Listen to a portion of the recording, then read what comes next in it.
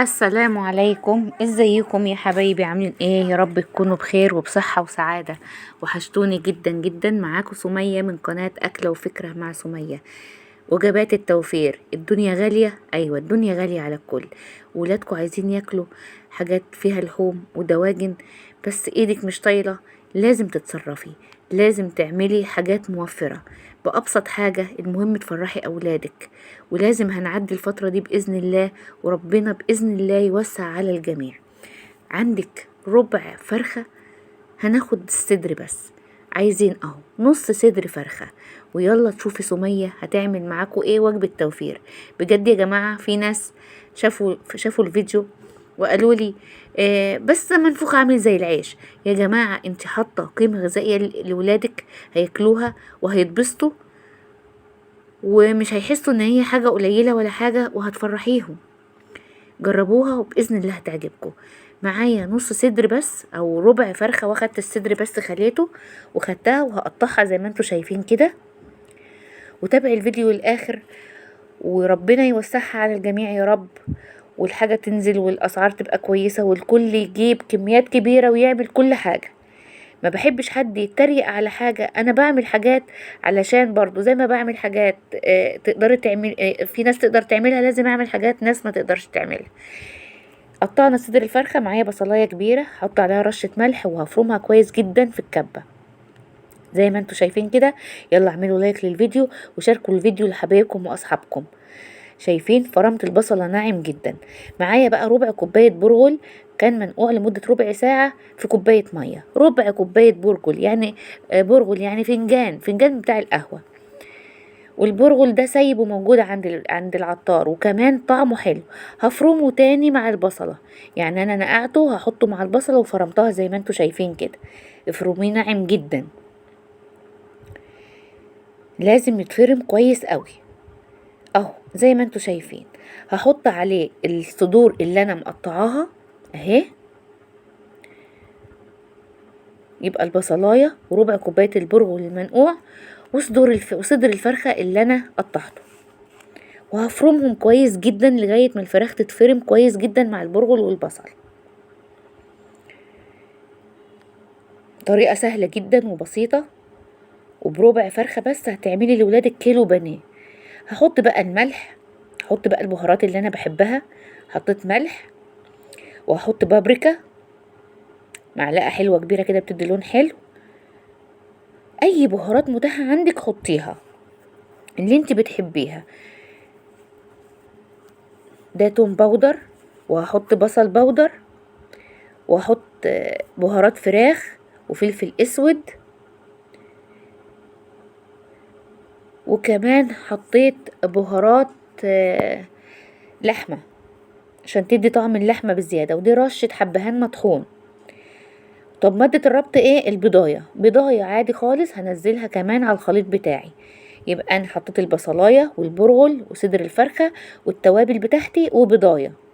كمان هجيب مادة تانية للربط، هحط الملح، هجيب معلقتين دقيق، ممكن تحطي معلقتين بقسماط، المتاح عندك حطيه. وهفرم كل المكونات دي كويس جدا مع بعض. طبعا البرغل متصفي جديد كويس جدا مفيهوش ميه. يلا يا جماعه، يا ريت تقولوا لي ايه رايكم في الوصفه، وبتشوفوني من اي بلد. شفتوا فرمتها كويس جدا زي ما انتوا شايفين كده. هفضيها بقى عندي في بوله اهو. العجينه حلوه ومتماسكه وجميله. هدخلها التلاجة لمده نص ساعه وهرجع اشكلها معاكم. هجيب كيس على صينيه كده وهفضي عليه شويه بقسماط مطحون، بقسماط الناعم اللي بنستخدمه للكفته وللبانيه. وهحط عليه معلقتين من النشا، ما تكتريش النشا عشان ما تنشفهاش. هي النشا بتأخر بس ان الحاجة تتحمر، وبتخلي فيها قرمشة بسيطة. هقلبهم كويس جدا. هجيب بقى انا نسيت اقول لكم حطيت نص معلقة بيكنج باودر كمان عشان تبقى خفيفة. العجينة طلعتها من التلاجة اهي، هحطها كده وهرش عليها رشة، وفوقها كيس تاني اهو، وهبططها زي البفتيك او البانيه بالظبط. القطعة دي كانت كبيرة قوي يا جماعة، صغروها عن كده، انا بعد كده صغرتها، دي كبيرة قوي.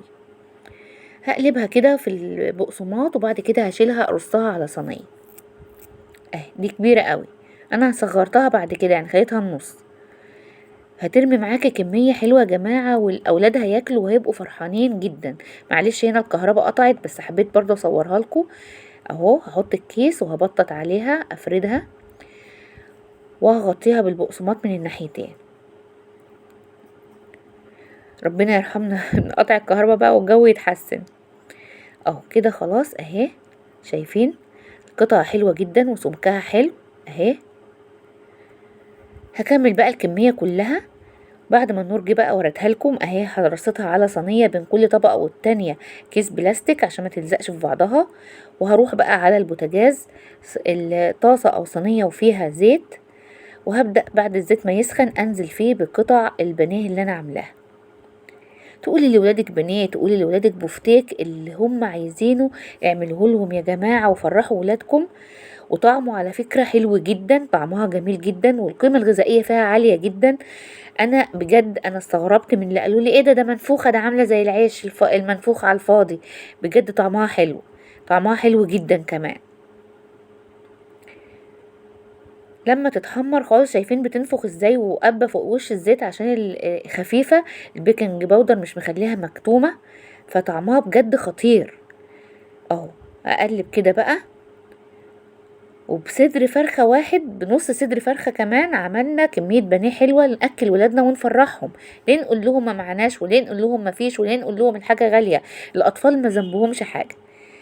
يا ريت تقولوا لي رأيكم ايه في الوصفة، وتكتبوا لي في التعليقات بتشوفوني من أي بلد، وتحبوا أنفذ لكم ايه، وهل الوصفات دي بتعجبكم ولا لأ. هطلعها وهكمل تحمير كمية البانيه اللي أنا عملتها. بجد طلعت كمية حلوة جدا. هنزل بقية الكمية وحمرها بنفس الطريقة. يلا بقى نشوف النتيجة النهائية عاملة ازاي. جميلة جدا. تعملي جنبها شوية مكرونة لأولادك، شوية رز، تعمليها جنب أي أكلة. طعمها حلو، طعمها فراخ أو طعمها لحمة، يعني لو كلتيها طعمها حلو.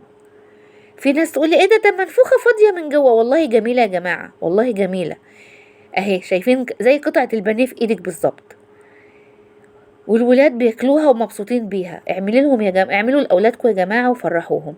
ان شاء الله اشوفكم في فيديو جديد، ويا ريت اعرف رايكم في الفيديو في التعليقات ضروري يا جماعه، ضروري. لو ما كانش الفيديو عجبكم ما كنتش هعمل لكم وصفات زي كده. اشوفكم ان شاء الله في فيديو جديد من قناه اكله وفكره مع سميه، في رعايه الله.